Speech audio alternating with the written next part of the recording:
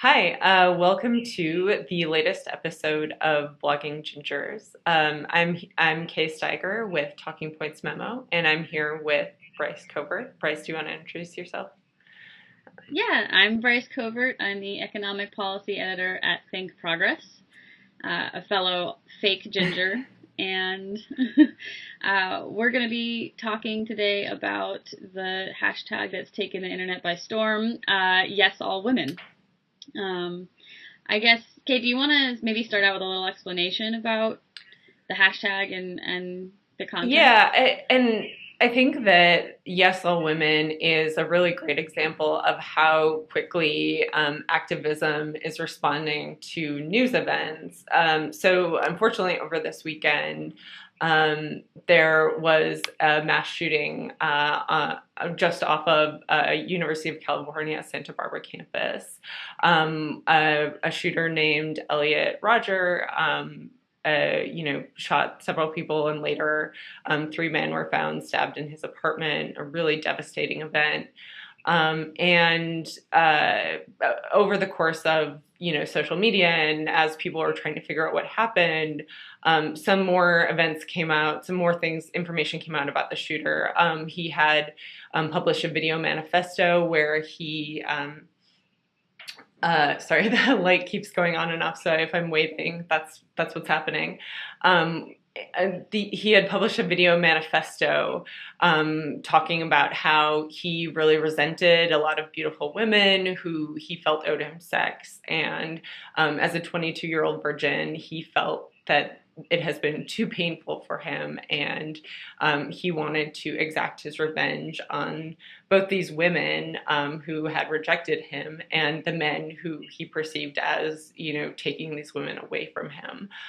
It was really tied to a community of sort of pickup artist kind of stuff that he had been very invested in this community that I'm sure folks, women who have been out at bars have encountered men who have who have tried these tactics on them. It's about manipulation. It's about being confrontational. And I certainly have had friends who have encountered men like this as well.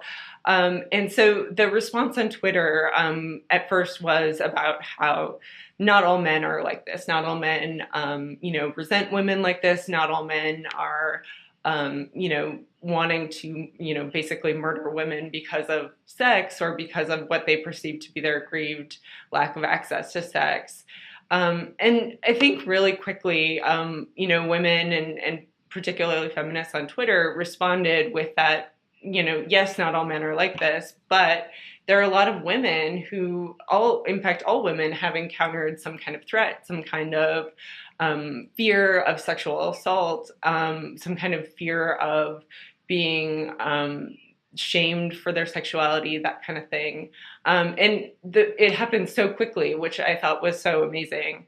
And I guess I'm curious to hear, Bryce, your reaction to how these events unfolded on social media. Yeah, I mean, I'll cop to the fact that I have been following sort of Twitter's reaction to the shooting when it first happened and saw, I follow a lot of feminists, so sometimes I'm in a bit of a feminist bubble, but I saw a lot of people starting to find these manifestos and start to draw that connection to the broader misogyny that is just very pervasive in our culture. And then I sort of stepped away from Twitter for a bit and came back, and Yes, All Women had just happened and flourished. It seemed really fast, and I couldn't even get a sense of where it started or how it started. But I think it was a sign of sort of women wanting a space to share these experiences, somewhere where we could all come together and say, yes, like you said, not all men are harassers, not all men are rapists, not all men are abusers.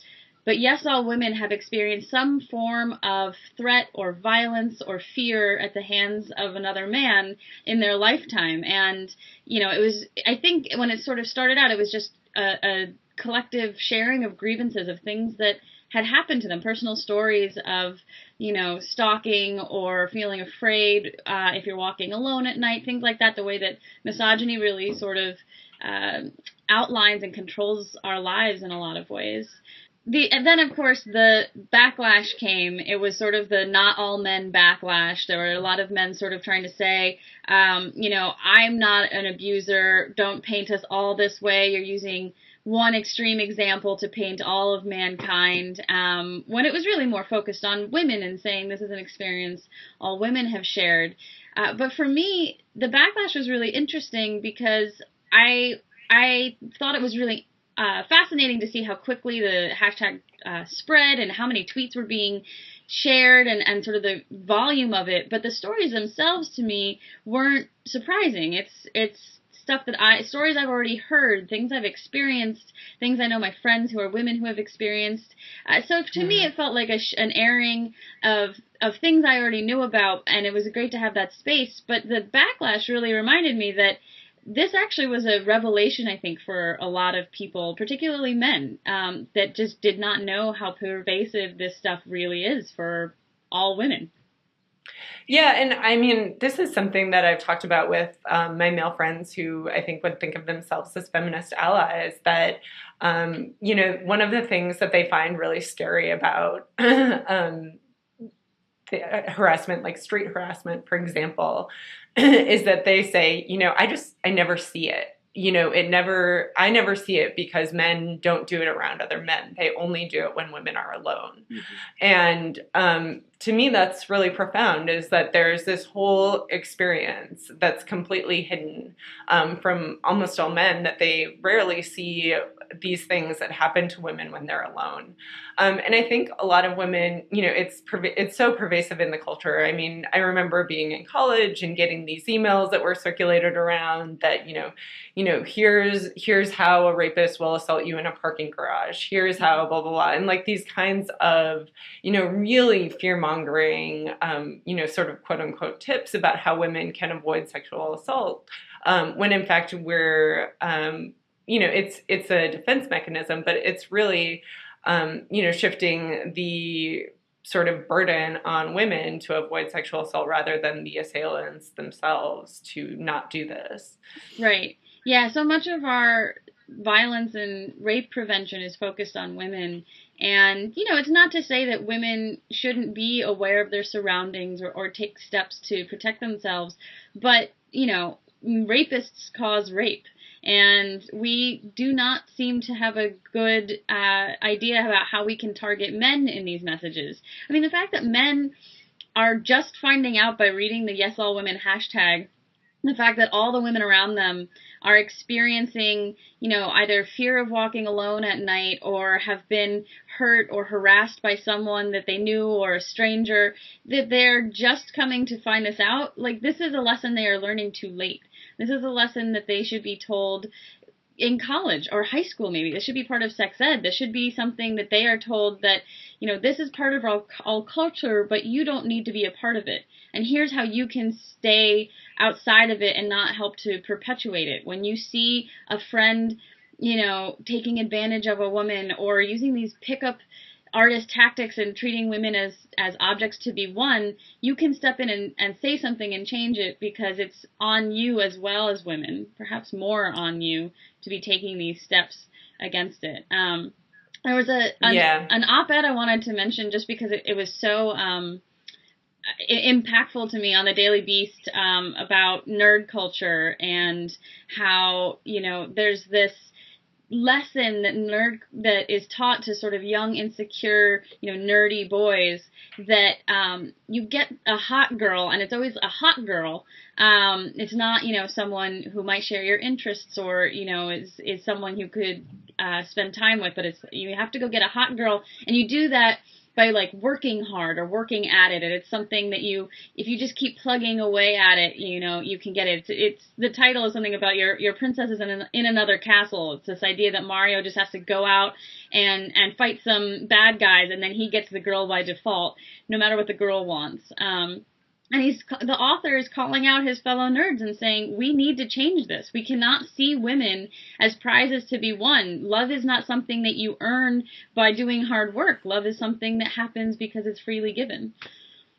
Yeah, and I think the powerful part of that op-ed, and I really encourage everyone watching to go read it if you haven't already, is that the nerd culture is sort of premised on the idea that, women are objects and not sort of protagonists of their own story, which I thought was really powerful. I think also I just wanted to mention two resources where I think, men are doing a really good job of speaking out against this kind of culture. There's a group called Men Can Stop Rape, and they do a lot of education with high school and middle school age boys, just talking about, like, what does masculinity mean? How can we negotiate this without it meaning rape? What is rape? And they do these really great education programs, and I think that's a really great resource. And something else I found encouraging a couple of weeks ago when the White House announced a new incentive to, really combat sexual assault on college campuses. They released a video with a lot of famous male actors, just kind of talking about how important it is to combat rape culture as a man. And I think those two things are really important signs that, the culture is shifting, and it's not just women who need to combat sexual assault, but it's men also. Absolutely, yeah. That video I thought was really powerful, actually, to see a lot of male faces that were recognizable saying these words. It felt different than it normally is. Yeah, absolutely. So I'm curious about what you think about, so there's been this huge movement around this hashtag. It's made national headlines. It was on the front page of the New York Times. I heard it in sort of the news roundup in NPR. Like, this is part of the news cycle right now, and I think it's a real credit to the activists behind this hashtag and the people who've kept it going, that they got that kind of attention for it. And I do think they really shifted the conversation around this shooting, and it's not just now about, either mental health needs or calling him some sort of lone maniac, but sort of trying to put it in his context.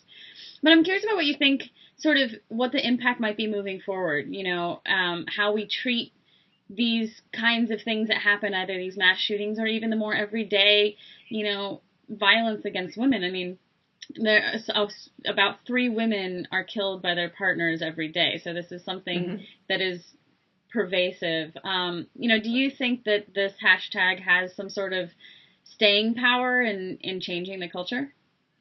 I mean, I hope so. I think one of the important things about the prevention of escalating domestic violence, which is obviously a more common way that women experience violence. It's pretty rare that you may be the victim of a mass shooting, but it's much more likely that your partner may hit or, eventually even murder you if it goes unprevented.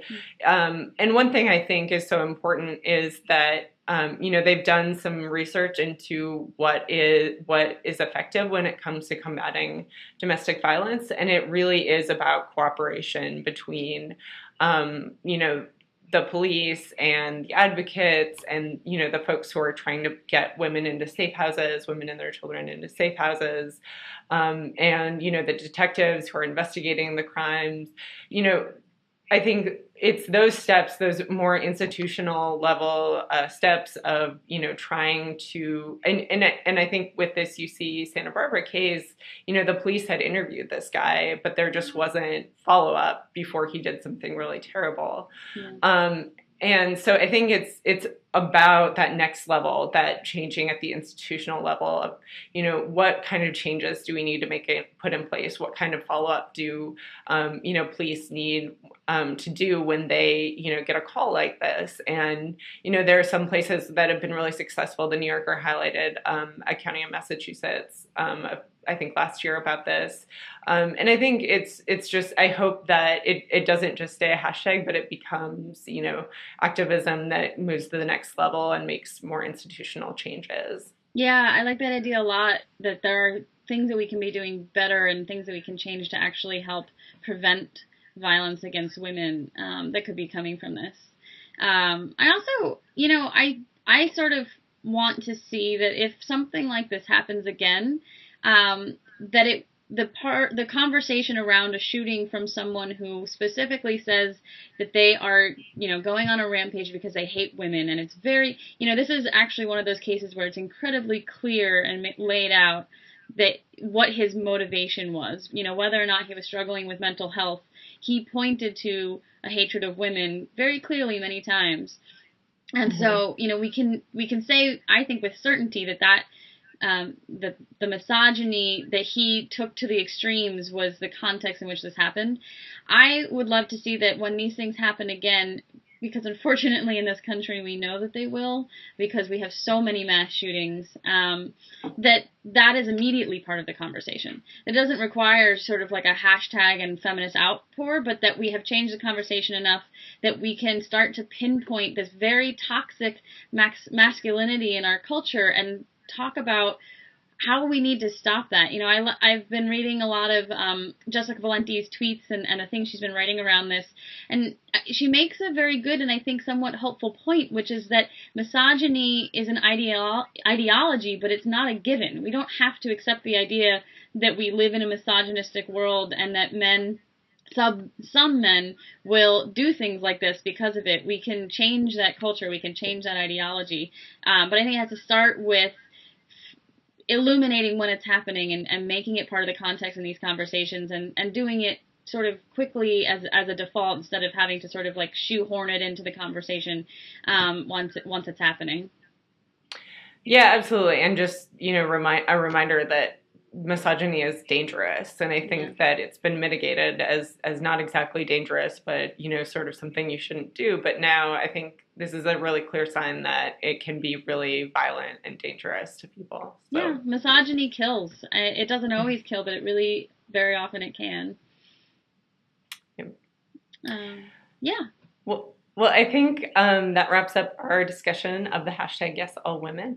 And I'm really glad that you had some time to talk with me about it, Bryce. Yeah, me too. I thought this was a great conversation, and the hashtag is still going strong as far as I can tell, so I'm really curious to see how it keeps going and how it evolves and what comes from it.